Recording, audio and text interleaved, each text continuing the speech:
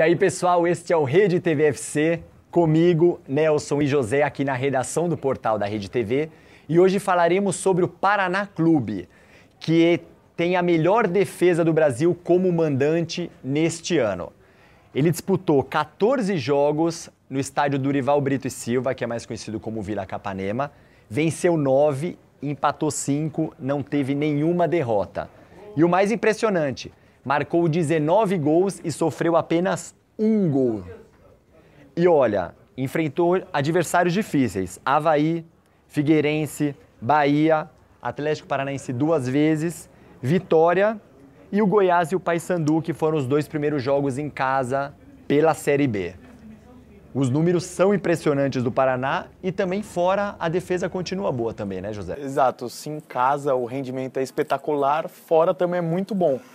O Paraná disputou 11 jogos fora de casa entre Campeonato Paranaense, Primeira Liga, Copa do Brasil e Série B e tomou apenas 8 gols. Ou seja, a defesa é muito consistente fora de casa e em casa é impressionante o retrospecto, né?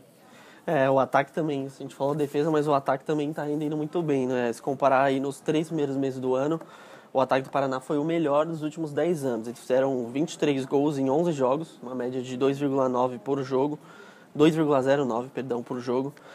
Mas aí tem um porém, né? Desses 23 gols, 10 foram 5 contra o Malucelli e 5 contra o Foz do Iguaçu. Então também tem um contexto esses 10 gols. Em 2 partidas apenas, né? O técnico antes, no começo do ano, até nesses 3 primeiros meses, era o Wagner Lopes. E aí, depois dessa boa campanha, ele recebeu uma proposta do Albirex Niigata do Japão. E agora, neste mês de maio, chegou o Christian de Souza, que tem só 39 anos e tinha feito uma boa campanha no Rio Branco do Acre. E ele manteve esses bons números dentro de casa, principalmente nesses 2 primeiros jogos. Exato, a mudança de técnico provou que não afetou o rendimento defensivo do Paraná, né? E como o Nelson estava falando do ataque, eu acho que até naturalmente deu uma queda de produção no ataque porque os adversários começaram a ser mais difíceis, né? No começo do Campeonato Paranaense, o Paraná fez a melhor campanha e teve o azar de pegar o Atlético Paranaense, que ficou em 7º, aí nas quartas de final foi eliminado, após empatar por 0-0 na Vila Capanema e perdeu por 1-0 na Arena da Baixada. E aí vamos lembrar, o Atlético ficou em 7º porque estava jogando com o time sub-23. E aí na partida de volta contra o Paraná, o Autori colocou os titulares. Foi o primeiro que ele colocou os titulares ou será que talvez em algum... Talvez. Talvez em algum outro tinha colocado mas, enfim, também. Muito azar do Paraná. Foram só 3 derrotas no ano até o momento, né? Isso. 1-0 Coritiba, 2-1 para o Londrina e 1-0 para o Atlético Paranaense. Bacana. E tem um outro dado impressionante. Além disso, de a melhor defesa como mandante em 2017, o goleiro Léo do Paraná está exatamente 1.170 minutos sem tomar gol, na Vila Capanema, em casa. Desses 14 jogos que o Paraná atuou em casa, ele só não participou da vitória por 3-1 contra o Prudentópolis. Jogou o goleiro Marcos, que é ídolo da torcida, tem 40 anos, e tomou o único gol do Paraná no ano em casa, que foi 3-1 a partida, e o Léo não atuou. Ou seja, o Léo não tomou nenhum gol em casa ainda. Verdade. E o Léo, ele era da base do São Paulo. Eu fiz uma entrevista com ele, ele me disse que ele começou a carreira na Portuguesa com 11 anos, e aos 14 anos chegou no São Paulo. Era 4º goleiro, depois passou a ser 3º goleiro, a incorporar o elenco principal. Ficou anos e anos com o Rogério Ceni, que ele disse que era um ídolo. E o ano passado, ele ainda foi, no último jogo contra o Santa Cruz, ele entrou 14 minutos. O Maicon passou a faixa para ele, ele me disse que ainda não tinha nenhuma negociação com o Paraná. O Maicon passou a faixa de capitão para ele, ou seja, acabou sendo uma bela homenagem. E depois disso ele acertou o empréstimo para o Paraná. O contrato dele termina no final deste ano com o São Paulo, e o empréstimo também termina no fim desse ano com o Paraná. Então, a partir do mês que vem, ele já pode assinar um pré-contrato. E ele ainda diz que não definiu o que pretende para a carreira, mas que está curtindo essa boa fase no Paraná. E vale lembrar que nesta quarta-feira o Paraná enfrenta o Atlético Mineiro pela Copa do Brasil, 8ª de final. E por questões estratégicas, com relação ao dinheiro, com relação à comodidade de torcida, decidiu levar o jogo para o Couto Pereira. Então, será o 15º jogo do Paraná como mandante no ano e o primeiro fora da Vila Capanema. Um dos principais desafios da temporada do Paraná, né? E talvez contra o principal adversário. Sim, é que o Atlético Paranaense também é muito forte, né? Na região... Mas o Galo é um candidato ao título brasileiro, tá na Libertadores.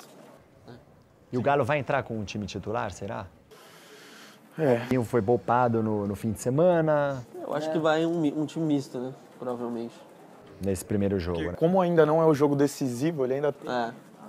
Ainda tem uma gordura, vai. Exato. E como a gente também transmite a Série B, né? A gente pode falar do Paraná na Série B.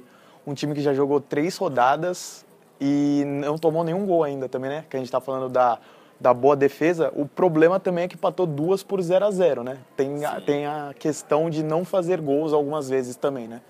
E o Léo me disse que o intuito, o objetivo do Paraná neste ano, tudo bem que está na Primeira Liga ainda, oitavas de final da Copa do Brasil, mas o intuito é o título, na verdade é subir para a Série A e também, se possível, claro, com o título. É um desafio bem grande, né? Eu peguei as últimas campanhas do Paraná na Série B, todas desde que ele caiu em 2007, caiu junto com o Corinthians.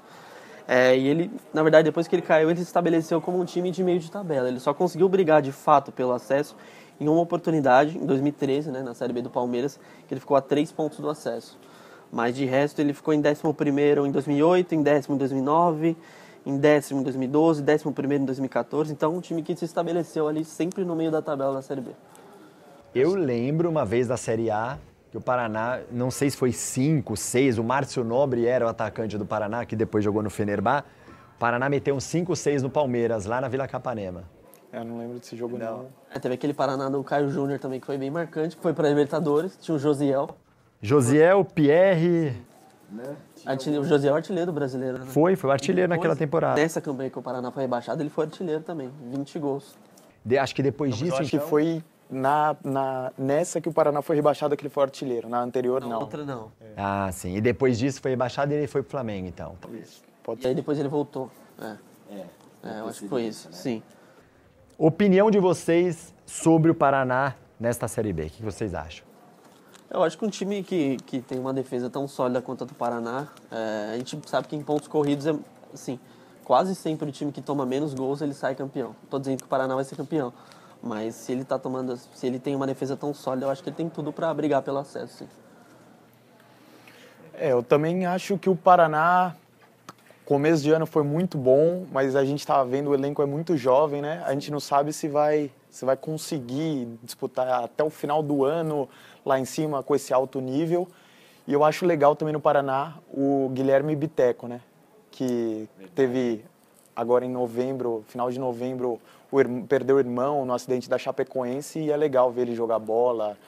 E ele tá de titular, né? Nesses últimos jogos. Os 3 últimos jogos da Série B ele jogou como titular. E teve também um fato legal, que quando ele marcou gol contra o Vitória, 2-0 na Copa do Brasil, na fase anterior, ele fez um gol, tirou a camisa, homenageou o irmão, chorou e foi bem emocionante essa cena. Eu acho legal ele tá voltando a conseguir jogar bola e homenagear o irmão, enfim. E o Léo, inclusive, nessa entrevista, disse que essa jovialidade do time é um dos pontos importantes, que ele disse que todo mundo corre um pelo outro, então que eles não deixam de jogar, tem uma defesa sólida, mas não deixam, propõem o jogo, tentam sair pro jogo. Eu estava até comentando com você, Nelson, inclusive, que o Paraná em 3 jogos em casa, Asa, Atlético Paranaense e Vitória seguidos, não fez nenhum gol e também não tomou, 0-0 nos 3 jogos. Mas ele disse que todos tentam propor o jogo e depois um corre pelo outro para recompor as linhas e tudo mais, para fechar, para não sofrer gols. Então é isso sobre o Paraná. E lembrando a todos que no sábado, a partir das 16h30, sábado agora, dia 27, Paysandu Internacional na tela da Rede TV.